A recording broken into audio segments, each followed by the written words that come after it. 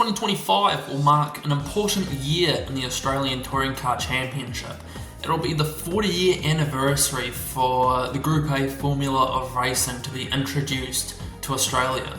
If you like this video and want to see more, now that my camera's been moved, give a like and a follow, or even a subscribe even if you're on YouTube. I'm too used to doing TikToks. The support would be very much appreciated. So, the Group A formula of touring car racing, it had been around for a couple of years at this point, going into 1985. Mainly in Europe, but Australia decided to ditch the big banger formula. Well, not Australia, CAMS. I'm sure the fans would have loved to have kept those big Commodores and Falcons and even the wee Bluebirds and RX-7s around, but no. Let's go international running.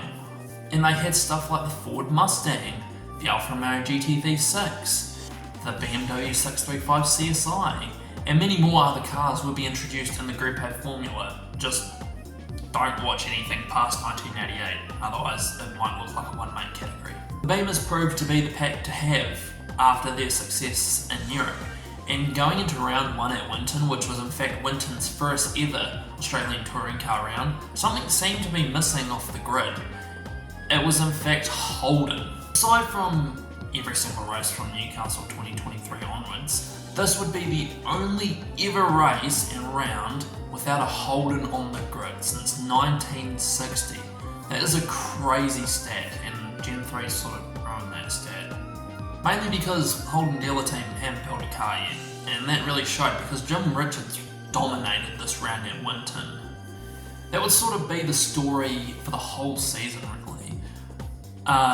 Not only that, but they had a second car, Neville Crichton, who is now a billionaire, got second place in the race, and probably Mitsubishi's only podium in the Australian Touring Car Championship came on this race as well. A Mitsubishi Starion, run by Kevin Bartlett, got third. Round 2 saw a few cars debut, as previously mentioned Holden Commodore, run by Brock, and also another privateer Commodore debuted, but also another manufacturer debuted a car. From Sweden/New Zealand, Mark Petch Motorsport debuted the Volvo, run by Mark Petch Motorsport like I said. The Volvo 240 was driven by a fiery personality that would come to know in the next few years, but New Zealand already knew him. Robbie Francevich would drive the Flying Brick in the Touring Car Championship. And both cars had that new car smell and were competitive right out of the gates. Peter Brock won on the car's debut for Holden at Sandown, and at Symmons Plains, Robbie Francevich would win for Volvo. I think that would be the first win ever for Volvo in the Touring Car Championship. And on the other side of the garage, Jim Richards got a fifth, which in fact to be the worst finish for Jim Richards in this whole fucking season. That's how good he was. So good in fact that he won the next 6 rounds. Yep, he won the next 6 rounds. That in fact ties with Shane Van Gisbergen's 2022 hot streak as the most round wins ever in a row. Round 4 onwards, and Jim would make the Touring Car Championship his playground. He would win 6 rounds in a row, only being equalled by Shane Van Gisbergen's unbeatable hot streak in 2022. He had that Beamer on rails, but it's not like there were any other many drivers getting podiums either. Dick Johnson in the green Ford Mustang would be solid podium contender, as would be Peter Brock. In fact, there would only be 2 other drivers that got on the podium in that stretch of Jim winning every race. The Turbo Brick got second with Robbie Francevich at Circus Paradise, and a very young Tony Longhurst got third in a smaller BMW run by the team at Amaru Park, which, if you've seen Amaru Park, makes a hell of a lot of sense. The season finished off with the Flying Brick getting a second race win for Mark Petch Motorsport, and Jim Richards getting a third, sealing the touring car title in dominant style, getting, wait for it, 96.9% of available points on offer. I mean, other than winning every race, he got 2/3 and a fifth, so that makes complete sense. Not gonna lie, looking back at it, this probably wasn't the best season to show off the competitiveness of Group A touring car racing. A few notable points finishes this season were John Smith finishing 7th in a low-class Toyota. I think this was for 2 reasons. One, because he finished every round, and 2, those Corollas were bulletproof.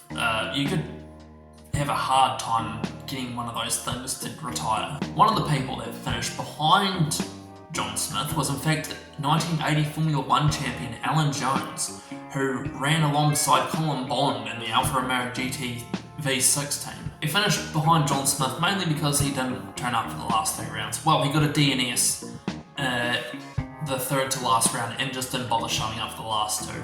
Another driver that sort of underdeveloped and underperformed was Kevin Bartlett and Asterion. Aside from third, he really had no real other highlights. He didn't get points in the last 4 rounds, and when he did finish the races, they were around like 7th to 10th mark, so not really that exciting and good for him. There were plenty of interesting cars though in 1985. Gary Wilmington had the Jaguar XJS, which was probably the most powerful thing in a straight line with that V12 under the bonnet, but because of being a privateer, he couldn't really develop the car much.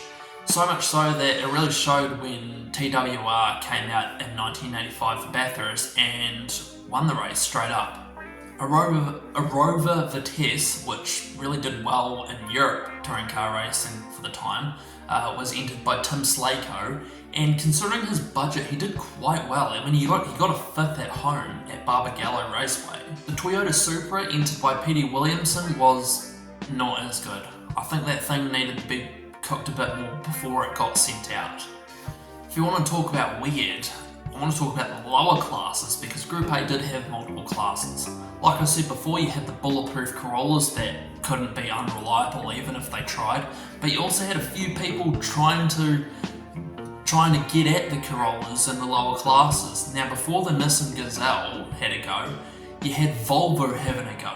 A privately entered Volvo V60 GLT was entered in select rounds and did okay. And then there were a few cars which I think were holdouts over from Group C, because you had a Ford Capri, or you had plenty of Ford Capris and plenty of Mazda RX-7s running around. And I think you could convert Group C Commodore into Group A spec. So there was a lot of those small cars padding out the field, which made it look bigger.